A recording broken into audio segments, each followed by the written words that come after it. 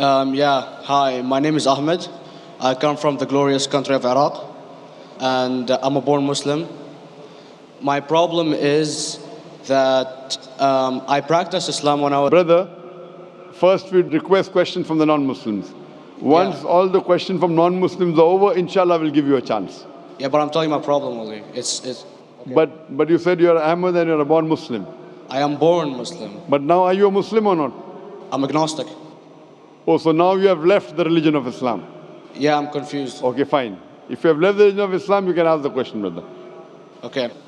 So my question is, how come I don't have the faith that you and the other Muslims have and some of my friends, even though I practiced Islam a lot and I even did Umrah, but I still do most of the sins that are forbidden in Islam, and I sometimes am lazy to do the prayer and the other subjects we have to do in Islam.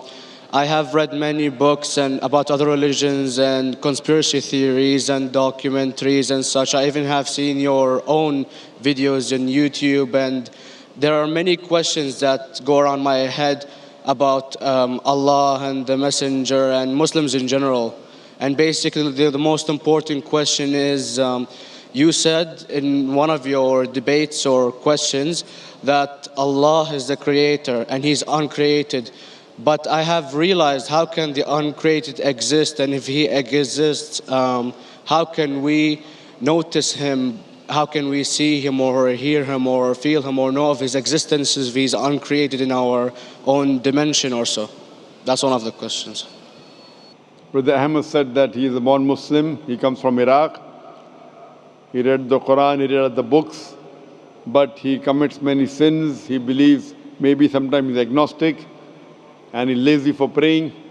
Brother, before I answer your main question, if you do sins and if you're lazy for praying, that does not make you a non-Muslim. As long as you believe that praying is fard, sometimes you miss, it's a sin. It's a major sin that you sometimes don't pray, but that doesn't make you a non-Muslim. If you say praying is not required, then you're doing kufr. But if sometimes you do sin, sometimes minor sin, sometimes major sin, it is haram, it's forbidden, but that does not throw you outside the fold of Islam. There are sometimes waswasa of the shaitan asking you, you're a Muslim, but this is wrong in Islam, this is wrong. And it does deviate the person's mind. At that time, maybe your iman may be low. But these things should not make you consider that you're non-Muslim. Regarding a question that I mentioned in my speech, and you're right, that Almighty God is the creator, but He Himself is uncreated. You ask the question, how can the uncreated, how can we see the uncreated? And how it's possible? Allah subhanahu wa ta'ala is Khaliq, is the creator. And by definition, He's uncreated. Because normally people say that when they try and prove in logic that everything has a creator, who created this table, the carpenter, from where he got, from the tree, who created the tree, so it goes back to Allah. So when many of the people try to convince an atheist, they try and say that everything has a creator, and then they get trapped when the atheist asks him, who created Allah? So if you hear my tapes, I never go that way. I ask the atheist that how did you come to know about the universe? How did you come to know about the functioning of the stars, of the sun? And he says, and goes back, that the creator. So it's the vice versa. So if you know how to deal with logic, you don't trip over this problem with the atheist trap, the Muslims or the believers, by saying who created Allah. By definition, Allah is uncreated. And if you ask the question, who created Allah? If you have heard my tapes, I give the reply, that suppose a person comes and says that my brother John. Yeah, I know, I saw that, I heard that's funny, but I mean, how does he exist if he's uncreated? Not that is Allah. Yeah. That's the difference between you and Allah.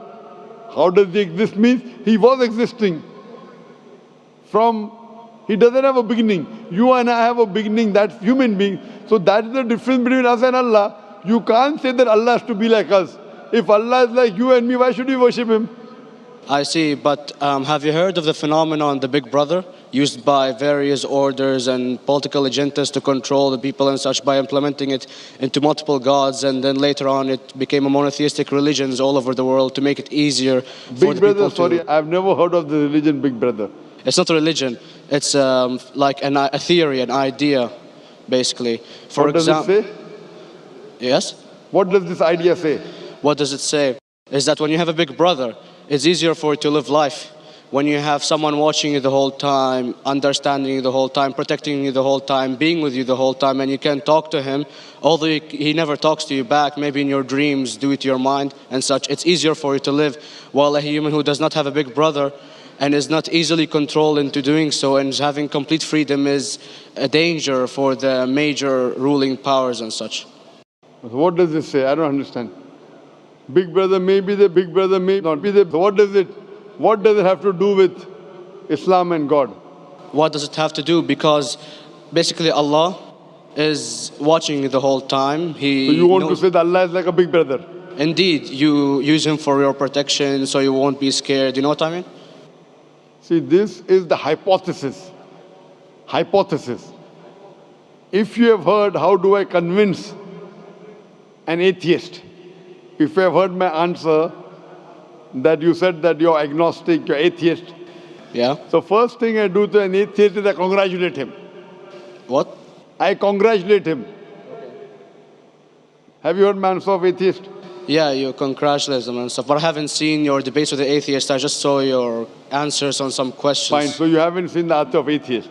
No, but I've seen your debate with David William Campbell. And that David William Campbell is not an atheist. Yeah, yeah. Now when an atheist tells me he does not believe in God like your theory of Big Brother, yeah, and if you believe in that theory, I will ask you, first thing I do to the atheist, I congratulate him. You know why?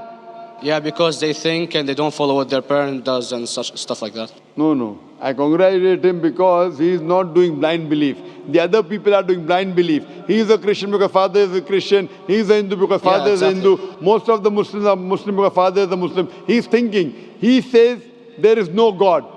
He has said the first part of the Islamic Shahada, La ilaha. The reason I congratulate him is because he has said the first part of the Islamic Shahada, Islamic Creed, La ilaha. The only thing I have to do is illallah, which I shall do inshallah. So if you have heard my answer, an atheist becomes an atheist because he believes in science, he believes in logic. Or I ask him that if an equipment is bought in front of him, which no one in the world has ever seen, and if the question is asked, that who will be the first person who will be able to tell you the mechanism of this new equipment? What is the answer? Of course, he's going to tell you the producer or the maker of this equipment. Creator, producer, maker. So when we ask him questions that how did this universe come to existence, he will talk about the Big Bang. This what we're going to talk is already mentioned in the Quran 1400 years ago in Surah Anbiya chapter number 21 verse number 30. Avalam yaral lazina kafaru anna samawati wal arda kanat ratkum fataknahuma. Do not the unbelievers see that the heavens and the earth were joined together and we clove them asunder. This what you came to know 50 years back is mentioned in the Quran 1400 years ago. Who could have mentioned that? Well, in various civilizations in like 2000 or 5000 BC before Islam came or Christianity itself, there was various civilizations that are good in astronomy and they know more about our solar system than we do now, sadly. Brother, your knowledge of science is little, not in-depth. I do agree. There are certain things which were known as hypotheses. For example, we came to know, we were proved that the earth was spherical in 1577. I know that in 6th century BC, there were Pythagoras who believed that the earth was spherical. But the same Pythagoras who believed the earth was spherical also believed that the earth was the center of the universe, which is wrong. You show me one civilization which believes 100% what the Quran has mentioned. I challenge you. What you say, so do you mean to say there was a person who said, okay, this civilization, out of 100 things, these 2 things are right. Out of 100 things, these 5 things are right. Out of this 100, and picked and chose. Who can do that? No one besides the Creator. Even if you know that there were 10 different civilizations, hundreds of civilizations, there is not a single civilization that you know in the past which knew 100% of science what we know today. So where is your logic? Where is your theory? I do know that certain things were hypotheses, which were proved later on. But there is not a single civilization which knows everything what is mentioned in the Quran. So the answer goes back to the original question, who could have collected this in the Quran? Someone 1400 years back, could he do and say, okay, out of these 100 things, these 3 are right, out of these 100 things, these 2 are right, out of this, it's not possible. Mathematically, it's not possible.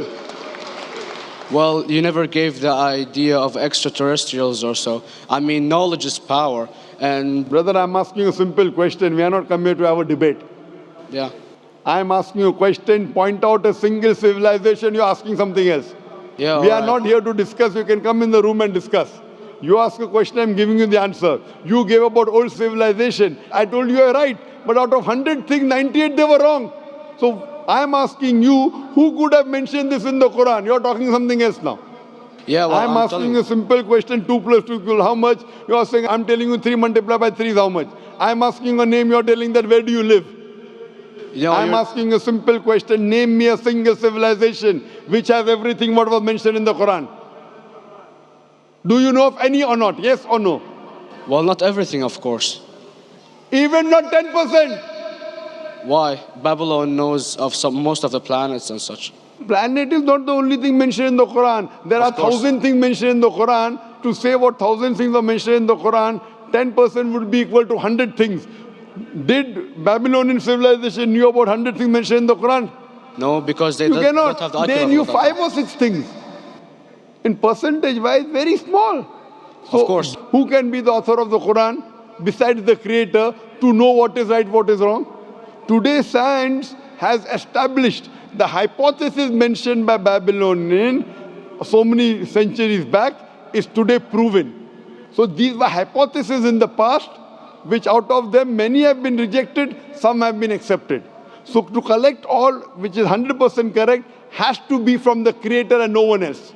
Hope that answers the question.